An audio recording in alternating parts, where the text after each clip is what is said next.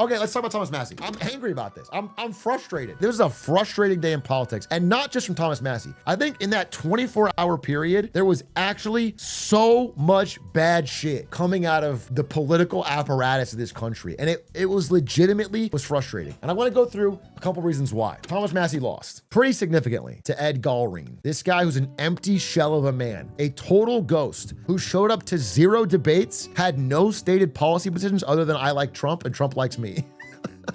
He legitimately had 0 platform, and he just showed up, said, I'm a Navy SEAL, don't ask about my past, I like Trump. And that's what he ran on. And then a ton, millions and millions of dollars, the most expensive primary ever, outside money flowed in, helped him buy misleading AI-generated ads that attack his opponent, and he ran on that, and he got to a win. And that's just frustrating. If you break down where the donations came from, small dollar donors, individual donors, Thomas Massie outraised him 10-1. But outside money was so fucking massive from Trump's PAC, from AIPAC, from the Chamber of Commerce, from big interests that had a lot to gain from having a independent voice silenced. And that's frustrating. The energy difference between the two parties was massive, okay? Look, this is Thomas Massie's losing speech. This is when he lost. Massie, Massie, Massie, Massie, Massie. This is Ed Galreen's victory party. It's like 30 people.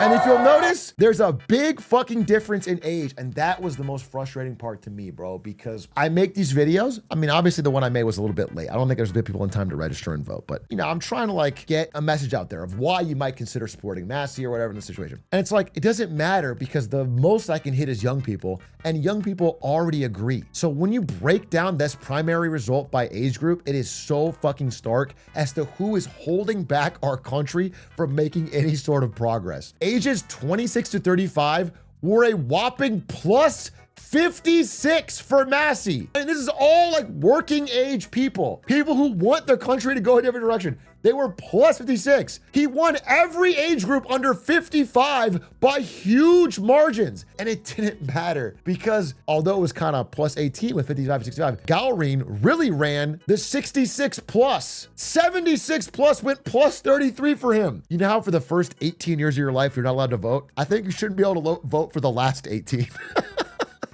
It's so frustrating. He has an overwhelming iron grip and like it explains why this strategy works so much because this group of people just, I mean, I'm not going to stereotype here, but this is a plus 17 rural county in Kentucky that is plus 17 Republican. And they get their news from Fox News. And Thomas Massie was banned from Fox News. Despite previously loving him, they banned him in the last 18 months from appearing on Fox News. They cut him off, and then they ran a bunch of TV slop ads, making him out to be the devil. And like those things combined wins you the boomer vote. It doesn't win you any other vote, but it can win you the boomer vote. And that allows money to have so much impact on our politics because you can just sway this boomer vote. Now, again, listen, I'm 99.999% mad at this fucking group and what happened here. That's where most of my anger is. But if I could like entreat you to do a message that's really important to me this year that I've been saying again and again, I looked into this. Registration rates. If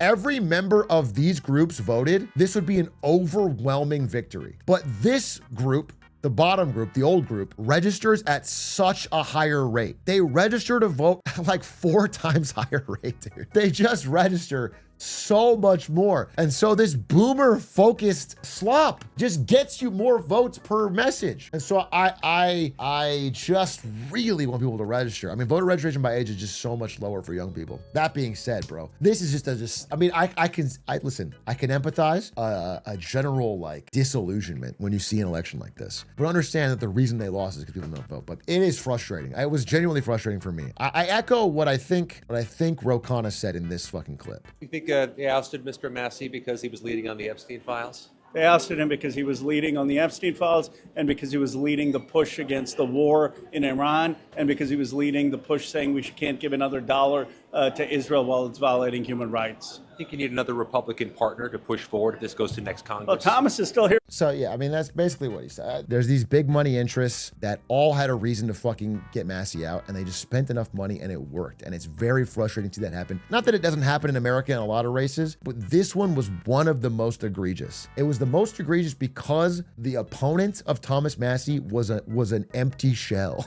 He was just not a person with any fucking real connection to Kentucky or politics or having a stance. He wasn't even planning to run until Trump called him. And when you add that empty shell plus money to beat established 7-time candidate that people like, the young people liked, it's just frustrating. Now, actually, let me show you what Bernie said before I move on. Here is the political reality of today, a reality that we just saw yesterday in the election in Kentucky, when Congressman Thomas Massie, somebody who I have very little in common with politically, was defeated by $9 million in contributions from AIPAC and $7 million from Trump mega donors. And what was the great crime that Massie committed that gendered so much super PAC money in opposition to him?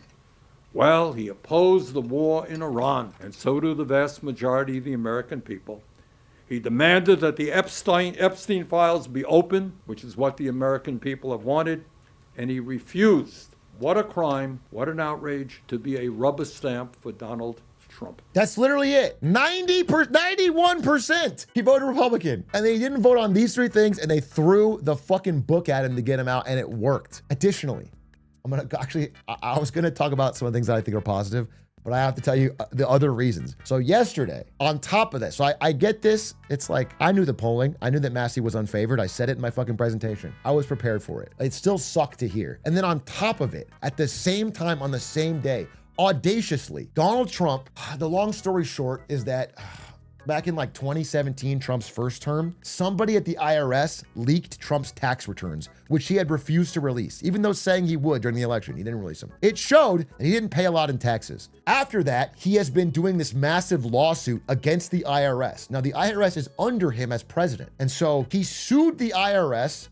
and then got the government, which he is like in control of, to settle with himself and pay him out a $1.8 billion slush fund that he can use as he pleases. At the same time, he also got his former criminal defense attorney, who is now the acting AG, to write a fucking settlement letter that releases, waives, acquits, and perpetuates charges him, his businesses, and all of his family from ever being investigated for taxes on anything ever. All previous and all future. He is completely immune to any tax investigation at all. It is so deeply, blatantly, disgustingly corrupt. It blows Watergate out of the water. It's such an abuse of power on so many levels. And to do that on the same day that somebody who's one of the few voices in the Republican Party standing against Trump gets fucking ousted by big money was honestly like a real fucking gut punch to me. It was very frustrating. And that wasn't even the whole thing.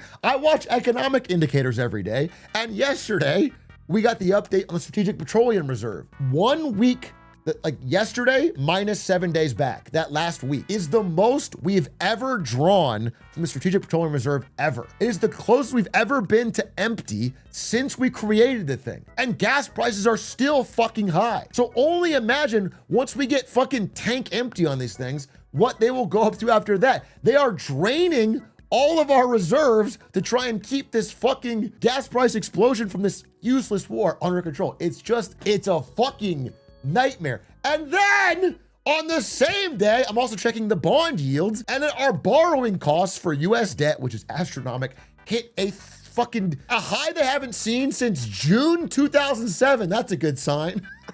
Oh, fuck. So all these things combine to make me extremely frustrated, extremely. Like, there's many structural forces that have been negatively impacting our country for a long time, predating this president. But this particular man is so fucking bad.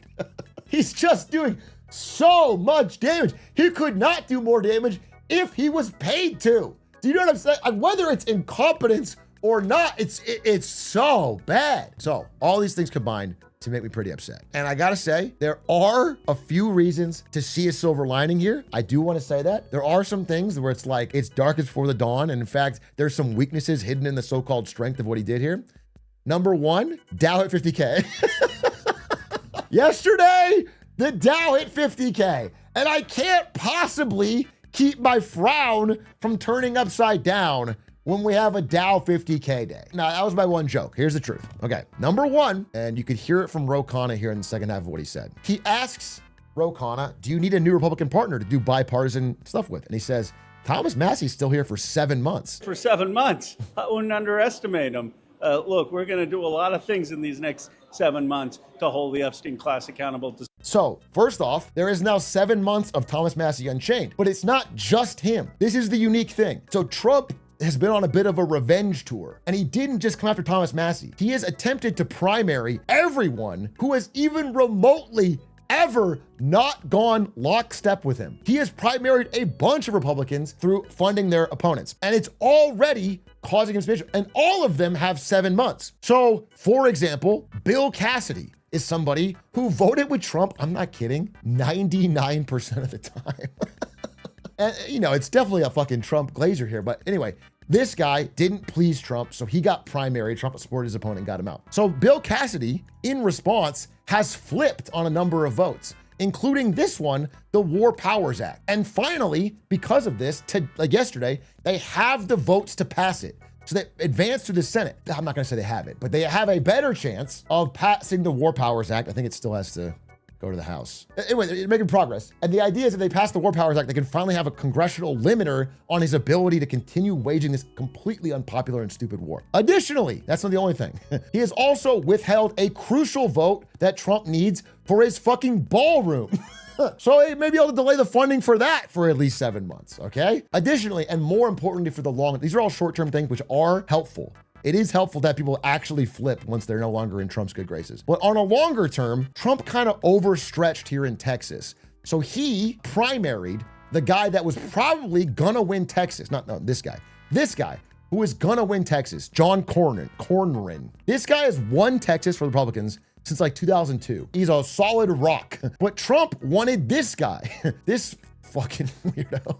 Ken Paxton. Ken Paxton is not nearly as popular, but Trump has forced him through the primary. And so very likely, better than any chance ever, the Democrats are very excited because they could flip Texas. John Paxton is going to go up against Tallarico here, who has a lot more energy, a lot more youth support, is raising more from small to, like, there's a chance. I'm not saying it's happening. I'm not gonna get my fucking hopes up. But you, if you were living in Texas, could actually be a part in this. But this is the weakest opponent they've ever put up. This Ken Paxton is not one iota of name recognition or popularity. And there is just a general sense of like, look, this guy, John Cornyn, who didn't get endorsed by Trump, this is the guy I was thinking of, by the way. He said this senator didn't support him when times were tough. AKA, he backed him a little too late during Trump's 2024 presidential run. He voted with him 99% of the time. It's insane. So this purity testing for Trump super loyalty is getting to be a smaller and smaller square. And if you're not fully on it, your entire political career gets kicked over, which means there's an incentive to defect. There's an incentive at least to find another way out because you're eventually gonna get fucking collapsed. I'm not gonna paint this as a super hopeful thing. In the short term, I'm extremely frustrated. I really am. And all I can tell you is that I am gonna do my fucking best this year particularly to try and get people to register. I'm not an expert on this. I don't know what's the best way to do it. Whatever I can do to get someone in my community to do it, if I have to fucking answer a question if you prove you registered or whatever, or I have to sign something I'm gonna do it. If I have to record a fucking cameo for everyone that registered, I will do it, whatever I can do. I want people, if we can get a few 100,000 more people to register, it will be awesome because I legitimately think it matters. I think the boomers are outnumbered, but it's like the fucking end scene of Bug's Life, dude. They're outnumbered, but they have used the way things are to keep people from fucking realizing that. They don't vote. People just think it's not worth it, but they overwhelm them if they actually do. And I really, really want that to change. Because if it doesn't change that way, then it'll change a much more fucking violent way. And so I'm very, very focused on it. It's my focus mission for the year. I think action beats anxiety here, and I'm gonna try and do that. But I don't blame you if in the last 24 hours you felt frustrated, because I did too. I felt really fucking bad about it yesterday, and I'm trying to move on. That's my update. Thanks for watching. Sorry, this is the news. I'm sorry. I have a more interesting business story tomorrow, but this is what we got for today. Me crashing out.